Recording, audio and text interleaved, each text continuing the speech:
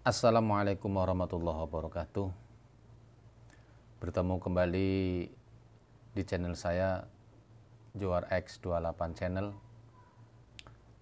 Sahabat semuanya, beberapa hari yang lalu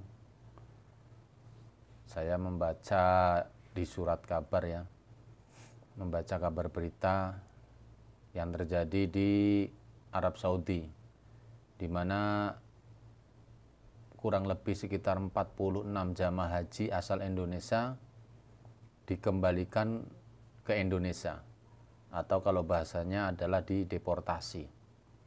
Kenapa ini bisa terjadi? Kalau menurut berita yang saya baca, itu dikarenakan satu, visa hajinya itu abal-abal, atau visa hajinya itu tidak berlaku.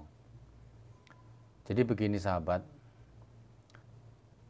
saya sampaikan, dan saya sendiri secara pribadi sangat prihatin dengan kejadian yang menimpa jamaah haji dari Indonesia.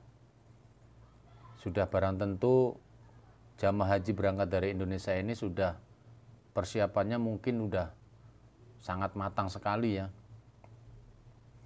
Dan biaya yang dikeluarkan itu tidak sedikit, ya, puluhan juta sekarang untuk berangkat haji. Harus fisiknya juga harus kuat, sudah nunggu berapa tahun, sudah pelunasan. Tapi ternyata setelah sampai ke Saudi, menurut berita yang saya baca, baru sampai di Jeddah sudah memakai pakaian ihram, dikembalikan ke Indonesia. Ini mungkin saya tidak termasuk salah satu di antaranya. Tapi jujur saya dalam hati menangis, dalam hati saya merasa ikut bersedih.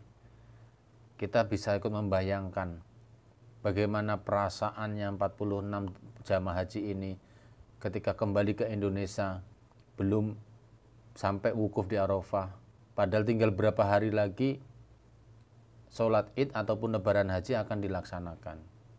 Ya, puncak haji tinggal berapa hari lagi, tapi ternyata dikembalikan ke Indonesia. Bagaimana mungkin ada rasa malu, rasa sedih, rasa marah, campur jadi satu.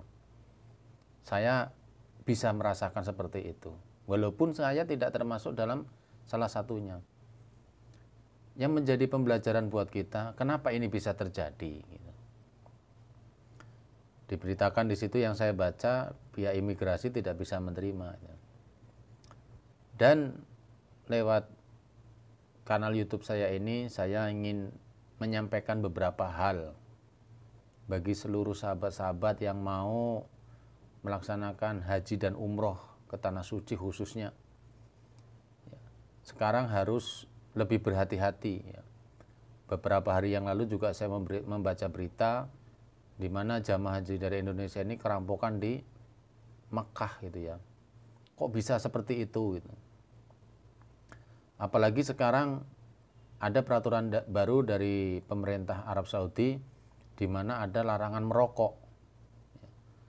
Larangan merokok untuk di wilayah haram. Ya, sekitar haram. Ini saya akan menyampaikan beberapa hal. Mudah-mudahan apa yang saya sampaikan ini juga nanti bisa bermanfaat. Kalau memang bisa bermanfaat, silahkan diambil. Yang pertama, kita tahu bahwa Arab Saudi ini mempunyai aturan sendiri. Dan kita sebagai warga negara pendatang harus mau mengikuti aturan yang dibuat oleh pemerintah Arab Saudi. Yang pertama tadi, mensikapi daripada kejadian yang 46 jamaah haji ini dideportasi ya. Yang pertama, saya pribadi mengucapkan ya seperti halnya turut berduka atas berita ini. Mudah-mudahan 46 jamaah haji ini yang dideportasi selalu diberikan kesabaran oleh Allah Subhanahu wa taala, dan mudah-mudahan tahun depan itu bisa berangkat haji lagi gitu. Dan buat sahabat-sahabat yang mau melaksanakan haji dan umroh, pesan dari saya, carilah travel haji atau kelompok bimbingan ibadah haji yang benar-benar sudah terdaftar di Kementerian Agama. Ya. Jadi ikuti peraturan dari pemerintah. Insya Allah tidak akan terjadi masalah. Yang kedua, yang selanjutnya, mensikapi daripada kemarin yang terjadi di berita yang saya baca, itu ada jamaah haji yang kerampokan di Mekah. Ya. Wallahu a'lam. Tapi saya pribadi menghimbau buat seluruh sahabat-sahabat yang mau melaksanakan jamaah, mau melaksanakan umroh ataupun haji, hal-hal yang perlu diketahui. Yang pertama, kalau kita mau bepergian, mau menuju masjid di Mekah ataupun di Madinah, apabila waktunya malam hari, usahakan jangan sendirian. Ya, usahakan jangan sendirian, minimal 2 atau 3 orang. Syukur kalau minta dikawal dari pembimbing haji ataupun petugas haji. Dan usahakan kita ketika keluar dari hotel, kita tidak membawa uang yang berlebih gitu ya. Ataupun kita memakai perhiasan yang menyolok gitu ya. Jangan. Dan usahakan semua dokumen itu diletakkan di depan. Kalau kita membawa tas, biasanya kan kalau jamaah haji atau umroh itu dikasih tas kecil.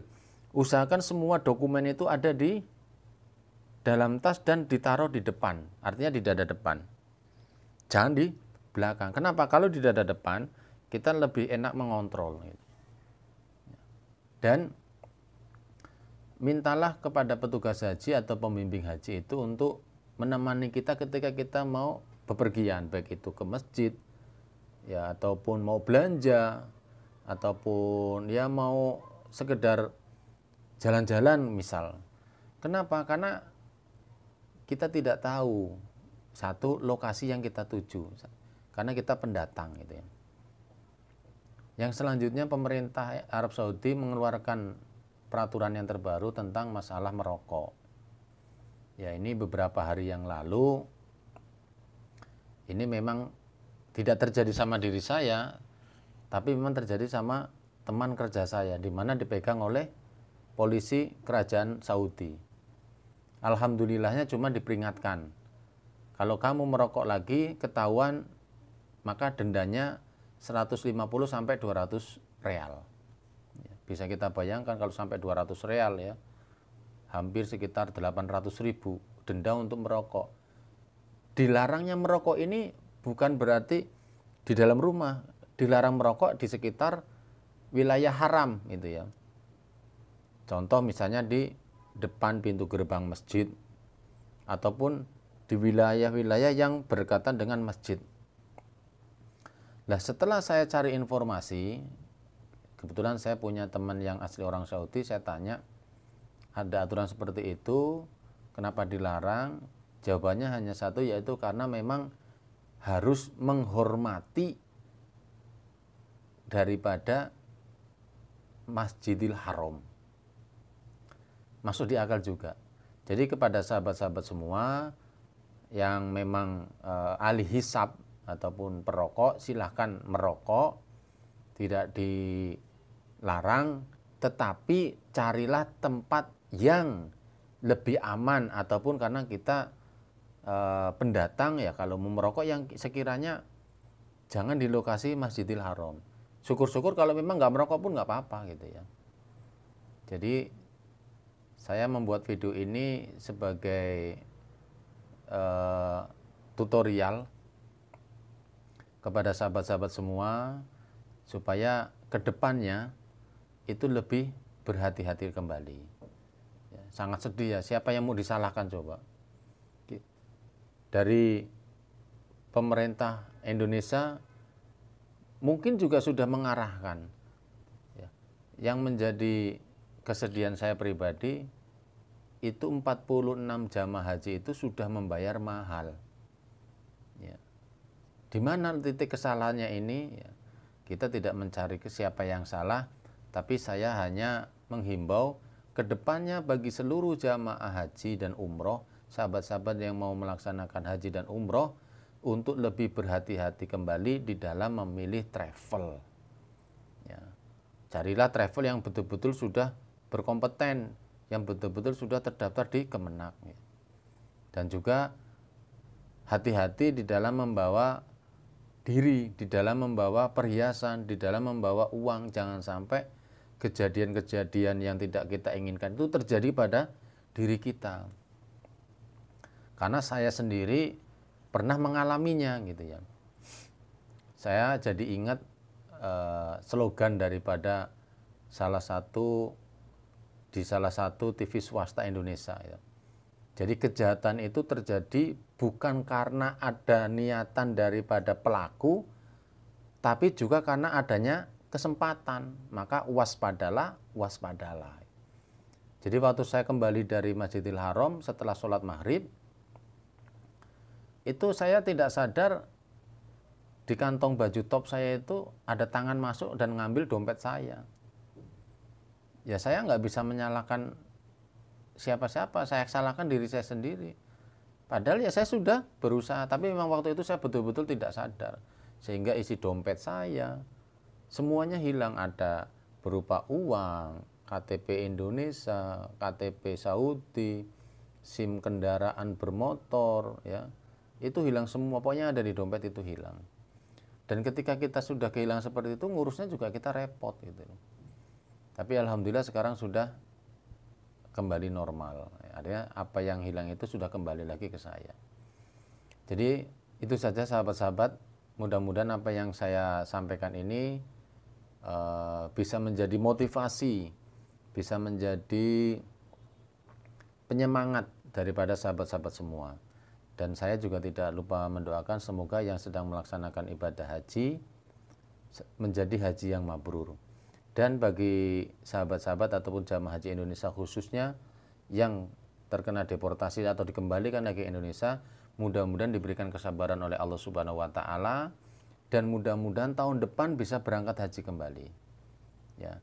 Dan buat sahabat-sahabat yang ahli hisab, hati-hati jangan merokok di sekitar lokasi Masjidil Haram.